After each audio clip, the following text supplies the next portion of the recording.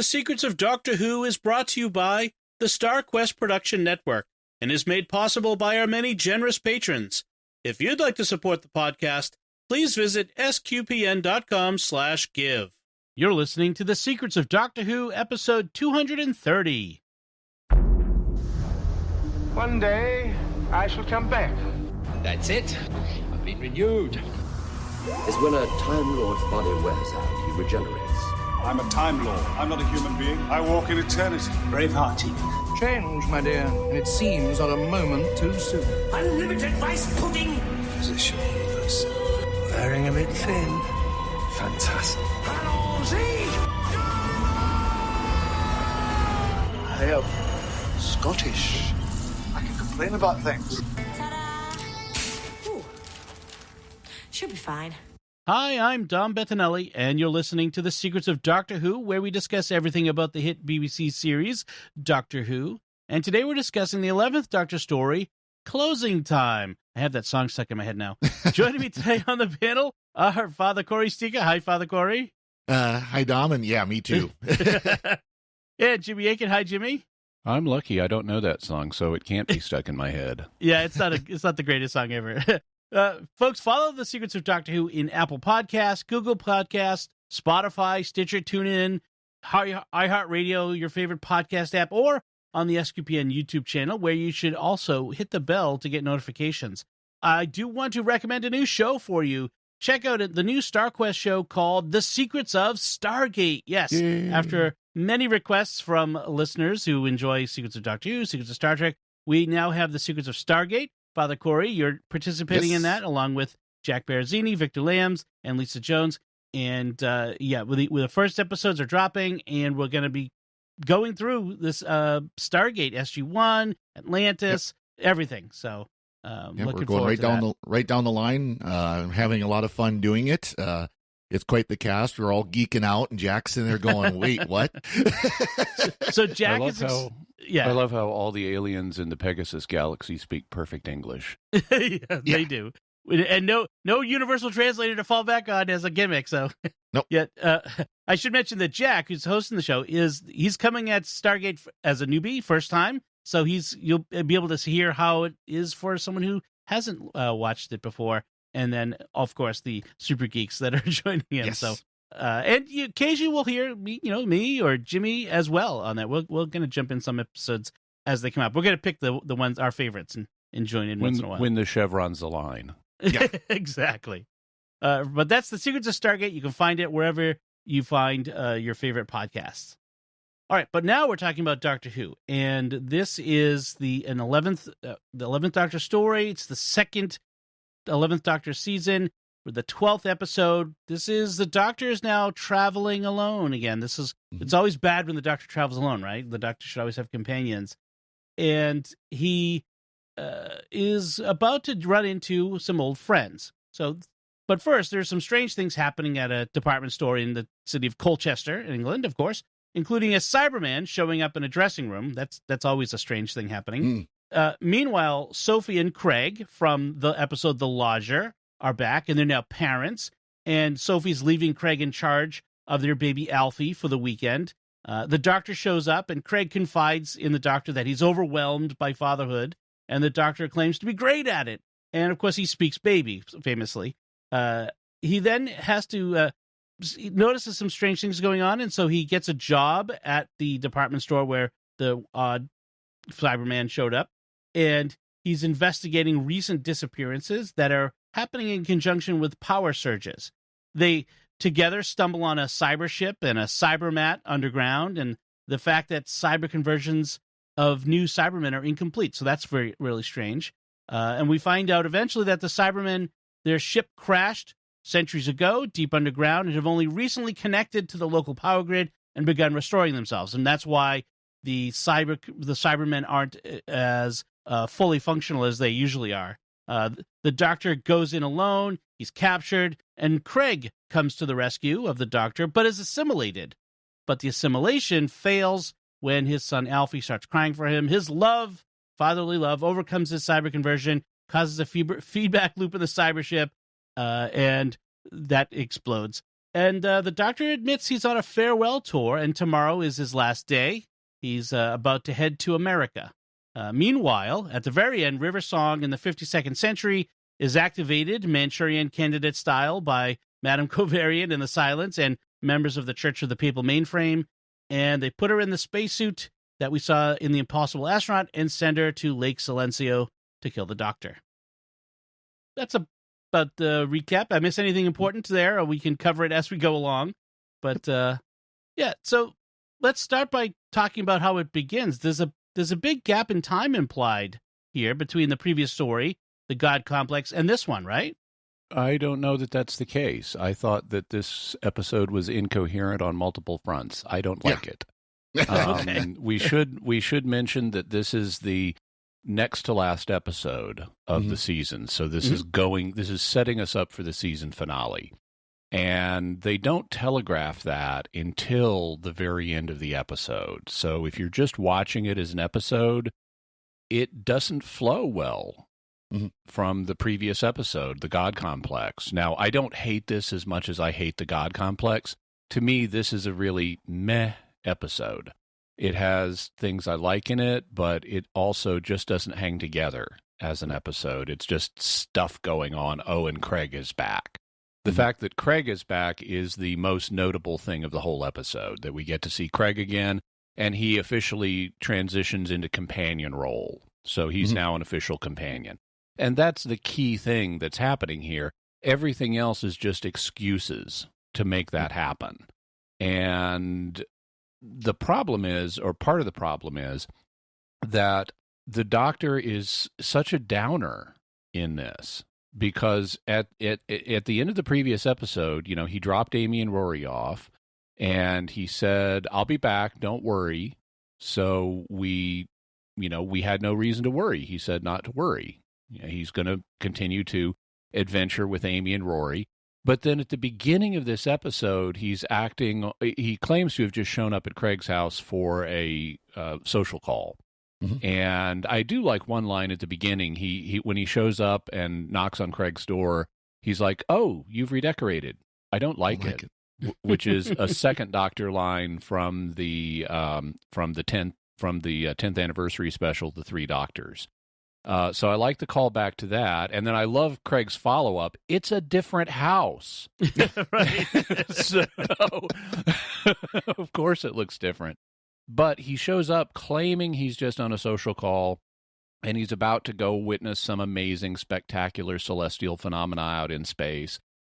And he starts noticing that there's something weird going on in Craig's neighborhood, and he's resisting the urge to investigate it.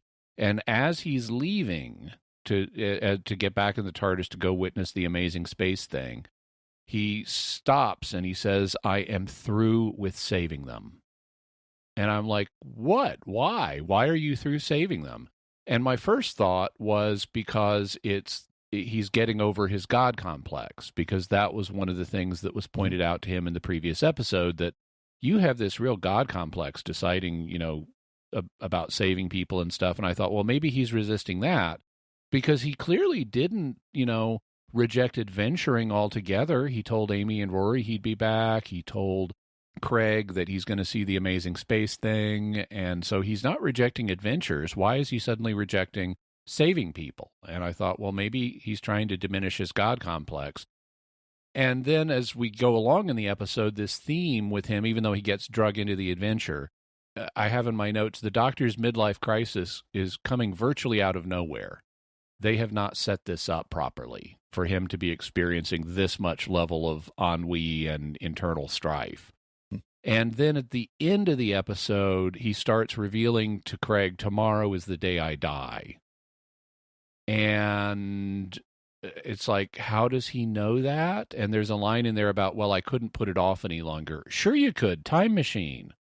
and then they reveal finally that he's about to go to Lake Silencio, and we see how he gets the TARDIS blue envelopes. They're Sophie's.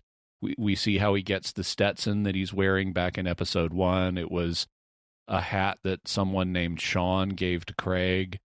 And then we get the closing scene with River Song and her being put in the astronaut suit. And it's like, okay, for some reason, 200 years has passed. And I don't know when, but they didn't clearly signal a 200-year gap in this season.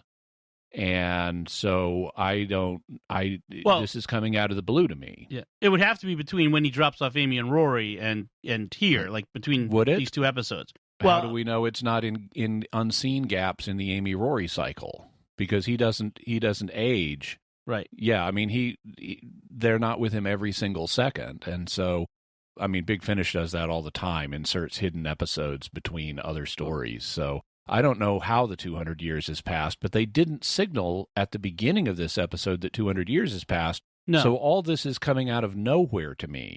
Yeah. Well, right.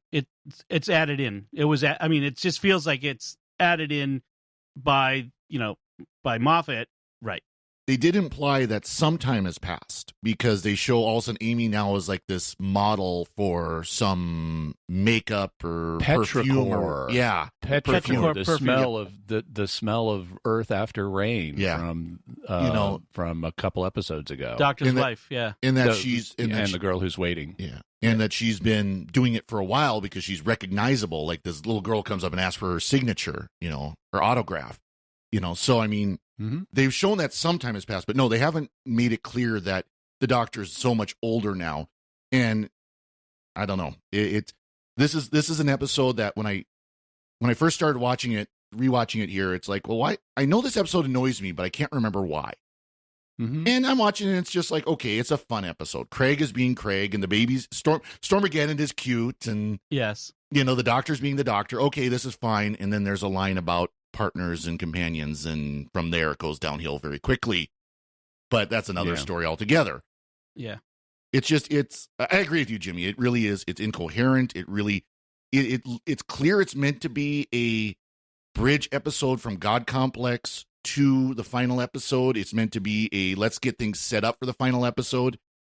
And it's meant to do it in a way that's supposed to be kind of tongue-in-cheek and funny. And, oh, yeah, Craig's here, and we have laughs, and Craig's being, James Condon's being James Condon, and, but it really doesn't do it very well. Yeah. I think there's a problem with this episode on the writing level that is, it goes in a couple of directions. One of them, a while back before Solo, a Star Wars story came out, I saw some YouTube film critics discussing it and what they expected to happen. And they expected it to have not just fan service, because you expect some of that, but explaining minute details that nobody really cares about. It's like, oh, we're going to get to see where the dice in the Millennium Falcon come from, and we're going to get to see the game where Solo wins it from Calrissian, and we're going to get to see the Kessel Run, and it's going to have a bizarre explanation for the parsecs and stuff that doesn't make any sense, and it's just going to explain every last little thing about Han Solo to set up him as a character in A New Hope, and then it did exactly that. Mm-hmm. And I think that this episode tries to do the same thing and deflates the Impossible Astronaut and the series arc in the process, because I don't really need to know where the Doctor got the TARDIS blue envelopes, and I don't really need to know where he got the Stetson. They had a perfectly good explanation at the beginning of the Impossible Astronaut where I could believe there was a 200-year jump, because suddenly the Doctor comes out of nowhere and they haven't had contact with him for a while, and now he's wearing a Stetson and acting differently. Okay, 200-year jump explains that. Mm-hmm. But then in this, they connect it up to where he's on the verge of going there, and now I get all this detail that I don't need about where these things came from. So the TARDIS envelopes are now less mysterious, because now I know where they came from. The Stetson is less mysterious because now I know where it came from. And they then, in the final episode, which we haven't watched yet, they're going to walk back his resolution to go to his death, because it's going to turn out he's going to start resisting going to his death again, and it's going to take the death of the Brigadier to make him go. And so why then have this episode to set that up if you're just going to reset it up next episode? If you want to do a light comedy episode about the Doctor and Craig and a baby, great, do that. So don't encumber it with the doom and gloom of the passing season arc. You don't need to do that. Let it stand on its own. We should mention, by the way, the baby's official name is Alfie, but he prefers to be called Stormaggedon, Dark Lord of All. Yeah. Right. And that was cute. That is one of the enduring little bits that fans really enjoy, was that the Doctor reveals that he speaks baby and spends the episode translating for Alfie things like, he says, "Mom, you and I are not mom, and everyone else are peasants." So really, I like that bit. Also, the Doctor's very good with babies. He shushes them and they go quiet, and he says, "It's about intelligence. You know, if you have a lower developed intelligence, you can do that once." And then he does it to Craig, and then he does it to the shop girl actually several times, which I thought was kind of a little funny gimmick. I was going to mention the setting of the department store, which is a setting that we've had before in New Who, which was when the original Rose episode, and it kind of sets up this thing that Doctor Who does a bit, which is finding horror or scary bits in the most mundane places or things. Like a department store is a mundane sort of place, and so what if there was a malevolence at work underneath, literally, in this case, the department store? So I thought that was an interesting that they went back to that in this, and I think in general it worked kind of interesting. I like the Doctor working in the department store, in the toy department, because where else would the Doctor work? And where he is demonstrating a toy robot dog called Yappy that's not as much fun as he remembers robot dogs being. Nice callback. And so those are some good things. Also, everybody in the department store loves the Doctor. And Craig actually points it out. He says, "How do you do that? It's a power, isn't it? Some sort of weird alien hypnotic power. I bet you excrete some sort of gas that makes people love you." Which I thought it was a funny little dad line. So, there's some fun bits in it. There's a Star Trek reference that they make when they get transmatted into the cyber ship, and so there's some things like that I really enjoyed. Notice the commonality, by the way, between this and The Lodger, where everybody Craig knows loves the Doctor, and Craig feels left out. So that's another common element. The problem is, I just don't love this the way I love The Lodger. The Lodger is a great episode, and I tried to think about what is it that isn't working here that does work in The Lodger. And part of it is the humor doesn't come off as well. Craig has this kind of inferiority humor going on where he's, kind of the one left out, but he's the main plot driver. And so we're focused on him. We're heavily invested in his emotions. And so you empathize for him as he is this awkward guy. But here they dial the awkwardness up to 11. There's a moment in the story where the Doctor has said, "Okay, you and I are going to investigate what's going on in this store. So go investigate." And Craig starts trying to investigate, and he's got the baby right there in his stroller, or buggy as they're called in England, I gather.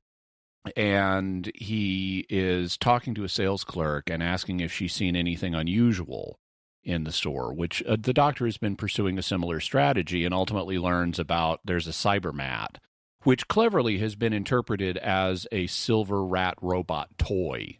Yeah. That, another sales clerk was going to buy for her grandson.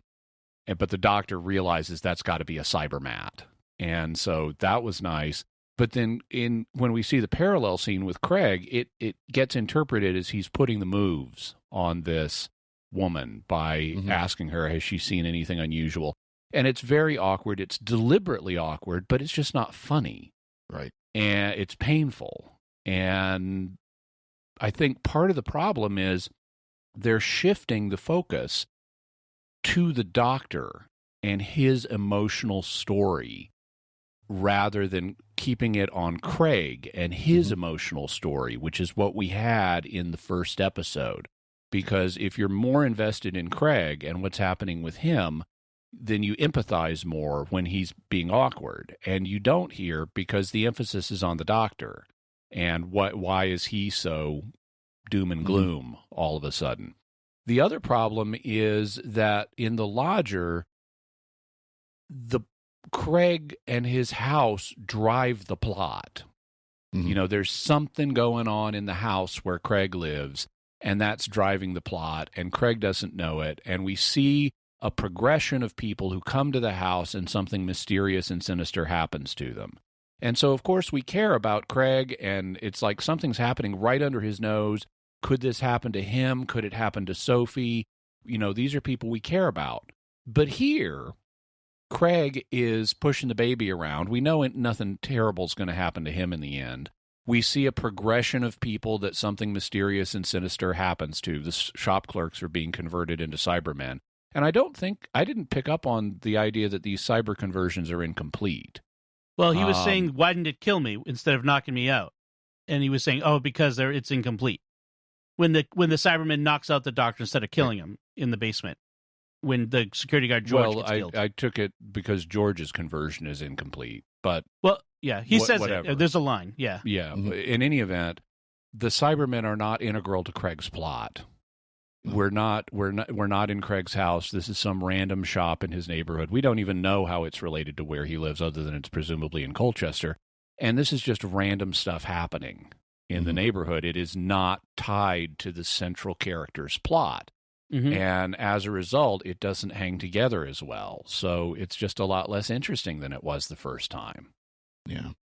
And admittedly, I'm not the biggest James Corden fan, so I wasn't the biggest fan of the Lodger. I didn't mind it, but I did like the kind of the father trying to connect with his infant child, because those you like you, Dom, who are fathers, mm-hmm. Children as they're growing will fixate from the mother to the father and go back and forth, right. And there'll be times when, I'm sorry, Dad, I don't want anything to do with you. I want Mom, and vice versa. Especially in the early days of when they're babies. I mean, when they're right. that young and they're not interactive, shall we say? Yeah. I found that that they were much more connected to the mom than they were to the dad. Dad was not source of food and comfort. Exactly. I was going to say certain biological realities, which the doctor even hints at about. I'm sorry he right. doesn't have mammary glands, and I don't either. right. It's that that idea, and so that whole storyline I thought was fine. I thought it was a cute storyline, but yeah, with all the other things going on here, it was it got lost. I thought they could have right. made a good story just off of that aspect of Craig finally having this connection with his son, his infant son, that he didn't have before, because of course the infant son was still focused on Mom. That's where I agree with you, Jimmy, is that you've got these two very different storylines. You got the Craig being a new father and connecting with his son and being confident in his being a dad storyline, which, like you said, Father Cory, could have been really strong. But then they've got this other storyline about the Doctor going to his doom, which, as a Doctor Who fan, you're more invested in, because the Doctor mm-hmm. is the more important character to you. And so, yeah, you've ended up splitting this story in half, and it's not even an A plot and B plot. It's parallel plots, and I've got to choose which road to go down with emotionally and intellectually as be invested in. And I think it does a disservice to both of them. They're also repeating themselves on the conceptual level this season, because we've already had one fatherhood story, which was Night Terrors. Right. And one of my big criticisms of Night Terrors is, okay, father love saves the day. Okay, yeah, great. And, or parental love saves the day, mm-hmm. in that case, fatherhood. We've also seen the motherhood version of it many times. So it's kind of a trope, and it's a little uninteresting for that reason. But it's especially uninteresting when it magically solves everything. With, there's some magic moment at the climax where, like in the case of Night Terrors, the father does not have to battle his way to his son through terrifying mm-hmm. dolls. He just brushes the dolls aside, gets to his son, declares his love for him, and that unlocks the magic achievement level that just then solves everything. Right. And I commented at the time, I would much rather see the father demonstrate his love rather than declare it.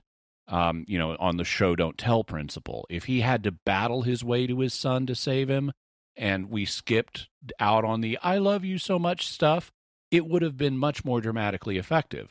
Well, early on in this episode, there is danger where like the Cybermat is running around and trying to harm the Doctor and Craig, and the baby is there and has to be protected. And also the sonic screwdriver, for the first time I think ever, becomes a literal blaster that's firing bolts of energy at something. It's like, you didn't need to do that. I mean, it's always been sufficient for you to just wave it at a device, even frantically wave it at a device, and the device deactivates. I don't need to see a laser bolt go in there. But Craig is engaged in those scenes. He's trying to protect himself and the Doctor and Alfie. And I have in my notes, Craig demonstrating father love better than the last guy. And that was true at that point in the episode. But then when we get to the climax of the episode, they are cyber converting Craig, and the Doctor is pleading with him to just remember, you can fight this, remember who you are, blah, blah, blah. Think of Sophie, think of Alfie. And it doesn't work, and the cyber head closes over him, and it magically seals itself up with nanotechnology. And then he hears Alfie crying over the CCTV in the store, and that's what brings him back. And we have another magical emotion plot resolution where all of a sudden father love saves the day and magically solves everything with the Cybermen dying and the ship blowing up and nobody magically being hurt. And come on, it's so paint by numbers. Well, and you got the ship that's, how many, we don't even know how many feet underneath, Colchester. And the ship blows up, and you don't even get it so much as an earthquake. Right. Yeah. Oh, and they also hang a lantern on it, where after everything has been magically solved, Craig tells the Doctor, "I blew him up with love." I mean, he's just explicit about it. I blew him up with love, and the Doctor at first objects to that, and then concludes, "No, you blew him up with love." And I'm going, "Yes, he blew him up with love. That's the problem." Yeah, it was a little, I felt it was a little weird, the whole, like, because the whole point of Cybermen is the horror of the cyber conversion, and that, someone good is encased in this stuff and becomes, is assimilated, like the Borg, and so you get this horror of the assimilation, and it's supposed to be, difficult, if not impossible, to reverse or undo.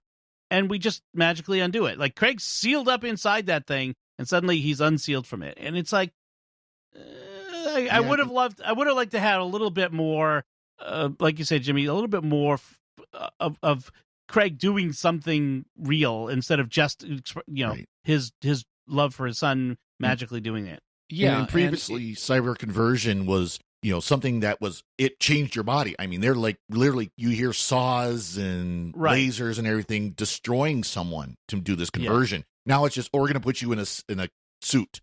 Right. Also, there's nothing extraordinary about Craig. That's the whole point. He's an ordinary guy. He's not some magical person like John Carter of Mars, who's more amazing than amazing. He is, if you read the actual Edgar Rice Burroughs stories, John Carter of Mars is not an ordinary human being by a long shot. Okay. And Craig is an ordinary human being. That's the point of him. So if an ordinary human being, I'm sure Craig doesn't love his wife and son more than everybody else in the history of the Doctor Who universe. If cyber conversion failed this easily because of attachments to your family, they would have been blown up by love at the very beginning of their race. They never would have gotten off of Telos or Mondas. And so it doesn't make any sense for that reason. And it's just annoying. Have we been told before that the Doctor is not compatible for conversion into Cyberman? Because that came up in this one. Like, oh, well, we can't convert you. Yeah, I don't recall that coming up yet. They're actually next season, they're gonna try to convert him. He's gonna become Mr. Clever. Right. Yeah, I thought that was a little odd. I didn't understand the story point or the reason why when the Doctor sees Amy and Rory, he doesn't go up to them. He doesn't go, it's Amy and Rory of all people, I mean, why is he avoiding them? I think it's because he is... It's again being driven by the series arc. Yeah. Because he's setting himself up to go die, and he knows if he goes and talks to them, he's going to get diverted from that goal. Right. Yeah. And you know darn well he's going to show up and Amy's going, okay, what's wrong? What do we need to help you with? Right. Yeah. Right. Which would be fine because it's Amy and Rory. They can take care of it. But that would help. that would take the focus off Craig, which is what this episode is meant to feature. And this was just kind of a, wink and a nod. See, Amy and Rory are around still. Wink, wink. Getting their paycheck. Yep. Yeah, well, yeah. They were contracted for 13 episodes, so they're in all 13 episodes, and this technically qualifies as a companion light episode since they're only in one scene and don't have any lines. Right. I wonder if it was a bit of behind the scenes misdirection for make sure that they're listed in the credits, and so that when people are reading the TV listings, it doesn't reveal anything. I don't know. Well, they do that sometimes. I do think it was, in story wise, it's just see here, and again to show that some time has passed. That like this isn't right after he dropped them off. Right. But also, kind of show, they're still around and they're kind of living their lives and they're actually having, it looks like a good life, which that is actually kind of a misdirection in its own, as we find out later. But it's, to make sure that we know they're there. But again, like you said, it's also so that the actors can have at least, 2-3 minutes of screen time so that they can get a paycheck for being in this episode. I don't think it was misdirection as far as radio times or something like that, though. Oh, okay. There was a little bit of a how do I put it, like a fan moment, like a little like fan service moment where the Doctor objects to Craig calling the Cyberman a rat. It's not a rat, it's a Cyberman, and Craig gives the all right, don't have a go at me just because I don't know the names, like fan versus non-fan. That was a good line. Oh, you forgot to mention it. It's the Cyberman named Bitey. Bitey, yes. He captures it and calls it Bitey because it's got those teeth. Oh, those are awful. When he captures or when the Cyberman attacks, he has to disable it, and he's it must be shielded from metastatic energy. Don't worry, I have an app for that. And I was thinking, this was 2011. This was when that was a new phrase, like the idea of there's an app for that. So I thought that was kind of interesting how it sort of dates it and it really sets it in time. I had misremembered which episode that phrase came up in. I thought that came up in The Girl Who Waited, but no, it came up in Closing Time. But I remembered that line from back then. Yeah, 2011 was just a few years after apps. So one other comment I have about the overall structure of this story, and then I'll shut up about it and talk about details, is 30 minutes in, I have in my notes, 30 minutes in, and we don't know why the Cybermen are here. There is only 15 minutes left in this episode. Right. And in classic Who, you can go 30 minutes and not even know who the villain is, because that was a standard structure back then. You watch the first episode, which is setting the stage for the story. At the end of the first episode, they reveal who the villain is, and then you're off and running. And so it's not that there's a problem in principle with having 30 minutes before you really understand what's going on, but in New Who, it is a problem because the episodes are only 45 minutes long, and that's a complete story. And so if we've seen Cybermen earlier in this story, and they're just showing up randomly in a department store and passing in and out of the scene really fast, and it's not their normal setting, it raises questions in the viewer's mind. And I find it hard to engage with the story when we're 30 minutes in. We're 2/3 of the way through the story. I have no idea why they're even here. And so it makes the beginning of the story less engaging, and it makes the end of the story feel rushed. And what we really have here is they're pitching this as a mystery plot, but there's no real, because we see them investigating. That's what they're doing. But other than finding the Cybermat, there is no development in the mystery. They're not peeling back layers. It's just random stuff happening. They, by investigating, learn about the Cybermat, and then we have this info dump in the final 15 minutes. So I think it's badly proportioned as a story. We get it all in one line from the Doctor. Like, this is what happened. They crashed centuries ago. No survivors. One guy. And then you've done this conversion and not enough power. And hey, wow, now we know everything that we need to know about the mystery of why they're here. And now let's destroy them. And you're right. I mean, that was really rushed there, and they were trying to do too much in this episode. The Cyberman mystery, Craig and Alfie, the Doctor brooding before Lake Silencio. Yeah, I think that's pick one of those. Right. I think if this had been a standalone episode that didn't have to carry the Doctor to the final episode, I think it could have I enjoyed the bits of it that were maybe you guys didn't, but I could see it would have been a better episode. Yeah, especially since they're just going to redo the plot logic next episode anyway, with the Doctor resisting going to Lake Silencio and having to be convinced. So they don't need to do it here. I would have much rather this been a light comedy episode focusing on Craig and Alfie. They're the most interesting, fun parts of this. Yeah. I don't care about the Cybermen. I've seen them a bazillion times. If you're not going to do something interesting with them, don't bother. They're just window dressing is all they are in this episode. And I don't care and want to see the Doctor brooding in this way. The Craig and Alfie stuff is the funnest stuff in this. Just give me that. Yeah. But so a couple details just to throw in. At the end, Alfie, when Sophie comes home and she's suspicious that something's been going on, and Craig's trying to hide it, and Alfie reveals, Doctor Who, he says. And he doesn't just say Doctor, he says Doctor Who. Yes. So that reveals to Sophie something's been going on. So I had a thing about the whole Madame Kovarian river thing at the very end, that last scene. Yeah, suddenly the episode becomes interesting again. Mm-hmm. Well, one of the things that comes up for me is like the whole thing was this river has been created by this alliance against the Doctor as a weapon to use against the Doctor to stage her, to program her, and then stage her inside the suit in Lake Silencio, ready to kill the Doctor. Except what we're told is that River is knocked out, put in the suit, and the suit is automated. Well, like she's okay, yeah. Mm-hmm. And it's like, what? Why do we need River at all in this scenario? And that might be a bit of a criticism for the next episode, I suppose. But it kind of came up to me in this one too. And we can talk about that next time. But the suit obviously isn't fully automated because of what River chooses to do next episode once she's inside the suit. So it's not fully automated, but still there is a question: why do you need River if you could just have a robot do this? Mm-hmm. Right. Yeah. It seems contrived, but that last few minutes with River and Madame Kovarian in the suit. Okay, now that's interesting. I like that. That's much more engaging than what we've seen thus far. And we get Kovarian reciting the nursery rhyme from Night Terrors. The tick-tock goes the clock. Mm-hmm. We get that as well. There was another interesting moment to that where the two silents show up behind River, and she's like, "What are those things?" And Madame Kovarian says, "Your owners."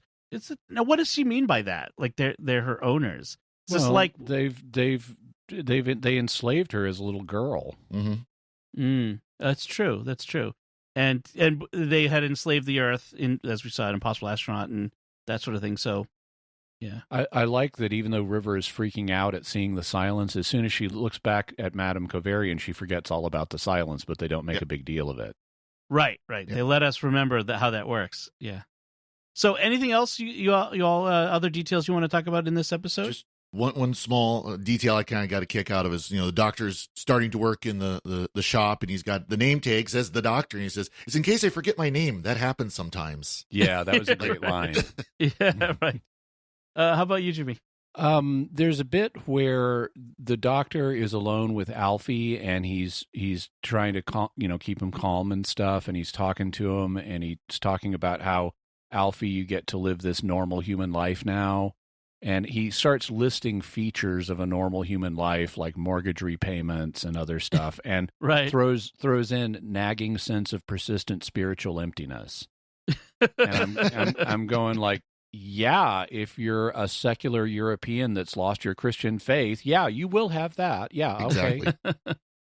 Right. Not all humans have that, though, but I guess if you're that type of human being, yeah, you would have that.